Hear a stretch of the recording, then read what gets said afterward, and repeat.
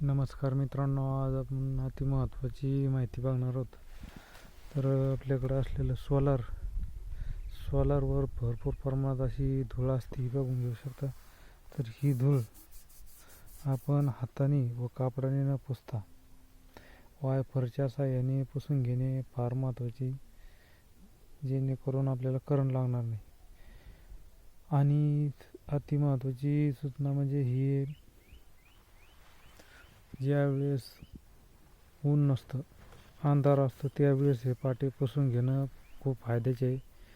तसं जर आपण नाही केलं आणि ऊन पडल्याच्या नंतर जर वल्ल्या कपड्याच्या साहाय्याने जर पुशिल्या ह्या पाट्या, तर याला भरपूर प्रमाणात करंट असतो. या ठिकाणी वल्ल्या कपड्याने जर पुशिलं तर ह्या ठिकाणी भरपूर असा करंट असतो, माणूस जागेवर चिटकून मरू शकतो.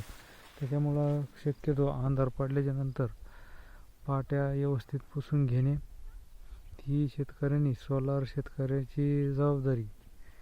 आणि उन्हाच्या टायमिंगमध्ये जर तुम्ही वल्ल्या कपड्याने पाट्या पुशिल्या तर तुम्ही शक्यतो 100% करंट पसू शकतो किंवा काही अपघात होऊ शकतो. त्याच्यामुळं आपण शिराळ पडल्याच्या नंतर किंवा सकाळी 6च्या आधी सर्व पाट्या पुसून घेणं फायद्याचे आहे. जय जवान जय किसान.